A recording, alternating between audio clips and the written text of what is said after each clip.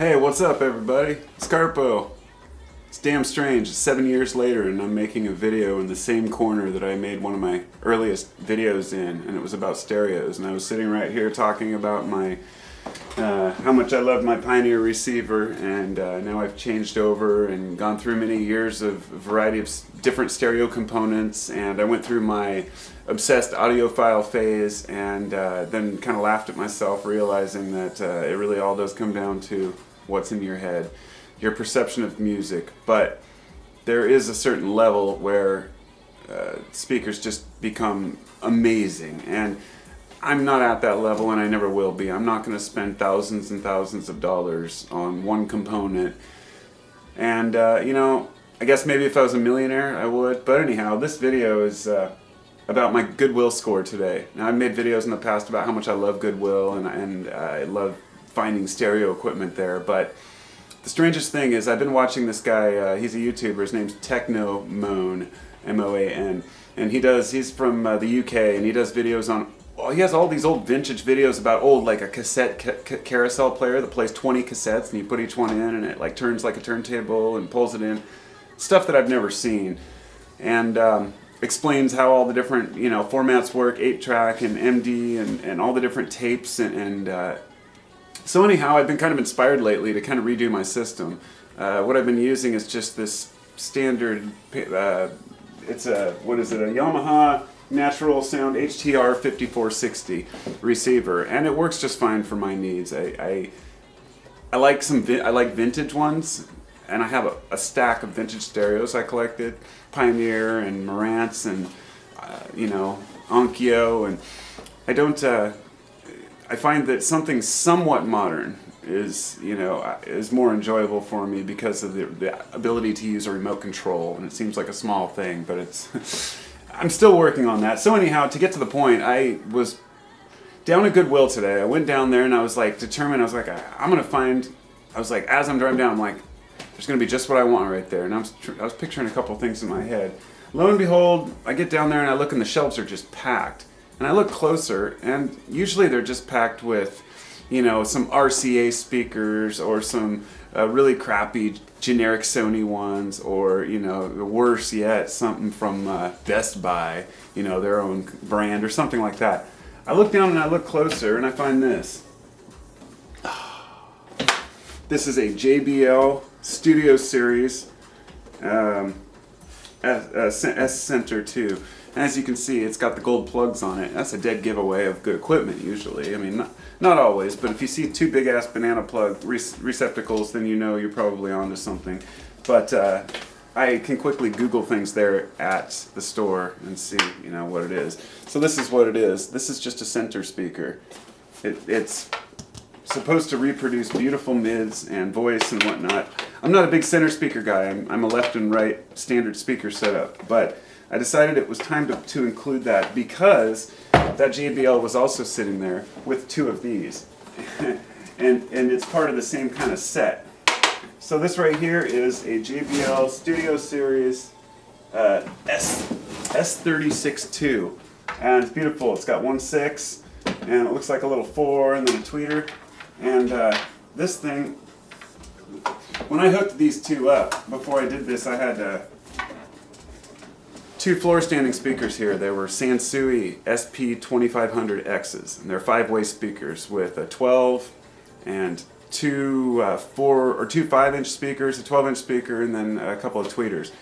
Phenomenal speakers. They got the old wood grills on them, and they sound absolutely epic for anything with guitar or voice. I mean, some speakers are designed to pick up better, mids, if you will.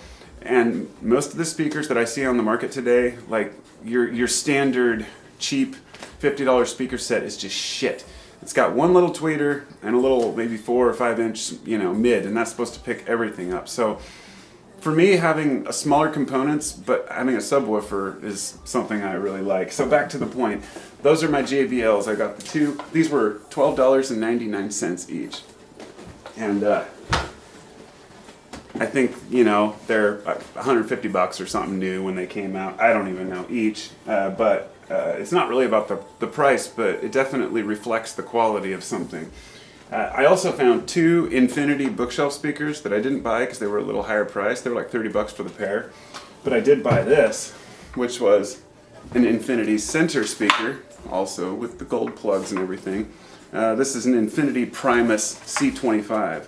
This was $15, but I only bought it because I want something really nice to go in the school bus. I want to have some badass speakers in there. So this is a pretty nice one. I think that this is a great mid as well. So, besides those 3 and this mid, I did go a little overboard because I found all this stuff and it was so cheap. I also have a subwoofer back there. It's an RCA, and it's, or not RCA, sorry. Yeah, it's an RCA, and it actually is just amazing. I mean, it's a 12. My old one was I think a 10, 8, an 8 even, maybe. But that thing is just pumping out bass. I mean, I probably shouldn't turn it up, but... Yeah, it's pointless to even do it because then you're sitting here trying to share bass through a YouTube video, through... It's funny, whenever I do that, I'm like, oh, that's not going to come through, right?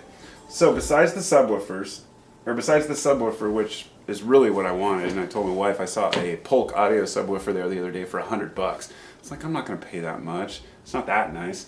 And then I looked down and I saw this RCA for $40, and I was like, all right, I'm buying it. And if I don't like it, just take it back, right? So the last thing I got, which was a very interesting thing I actually wasn't going to buy, but this is a Definitive Technology. See if I can hold up. This is a Definitive Technology subwoofer, and I could not believe it when I looked this thing up, how much it costs. So this subwoofer right here is a wireless subwoofer that's designed to go with a sound bar. The sound bar and the subwoofer are $2,000. I was just like, are you kidding me? And I'm sure you could find it for a quarter of that now.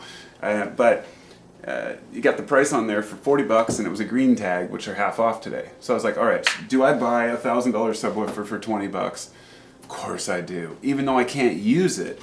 And these little speaker, the little speaker in it is so small, but these alone go for, you know, $150. I've seen them for sale. So I figured the only reason that I can't use this is because I do not have the sound bar that goes with it. And if you don't have that direct wireless signal, you cannot use it. So my solution to this problem is going to be to remove the back here, and then I'm going to drill a small hole through and a plug, and I'm going to disconnect the wires where they come in from the wireless signal, and I'm going to try to route in a hardwired subwoofer here.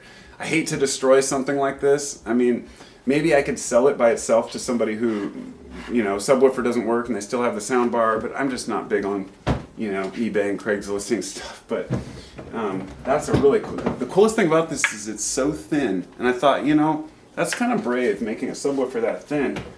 But for that price, I'm assuming it probably sounds pretty damn good. So doing this allowed me to remove completely my my 2 giant speakers and then my crappy little subwoofer that wasn't putting out nearly enough bass.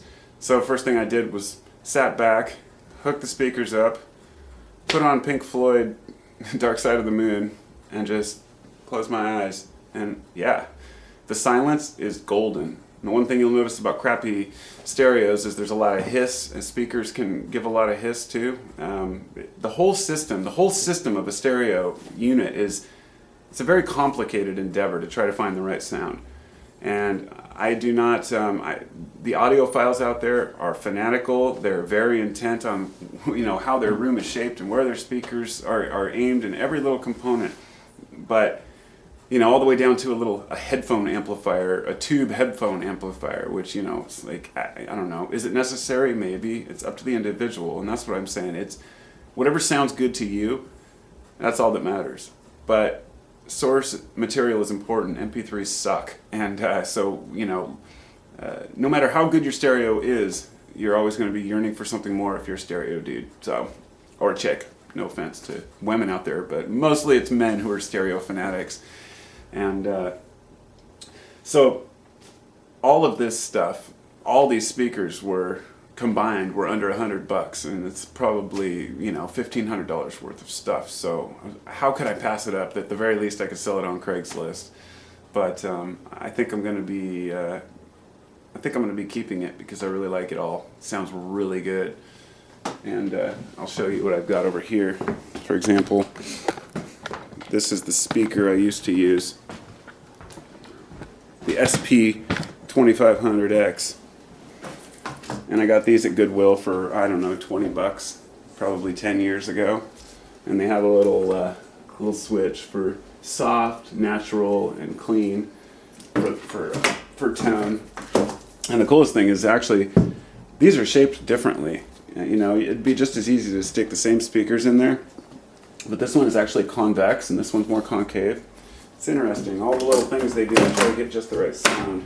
So, but now I'm just sitting here with these, so I gotta get rid of this thing. So that's all. Just wanted to share. I thought that I gotta share it with somebody. Maybe there's a stereo fan out there. One last thing I did buy at Goodwill the other day was this right here. This is a DVD or a DVG888K, and it's actually, it was 450 bucks when it came out. I just bought it cheap at Goodwill, but it's actually a digital karaoke player, and it has all these presets, and you can change the pitch control and everything. And when you turn it on, all the volumes automatically like go down to they zero themselves out. It's pretty cool. I just love components. On top of this, I've got an 8-track, and this is a little Technics tape player. And of course my, whoops, guess that wasn't going, yeah. Then my Akai reel-to-reel, which I've been playing with lately. So that's my ramble. Love stereos. Just wanted to share my new find. Talk to y'all later.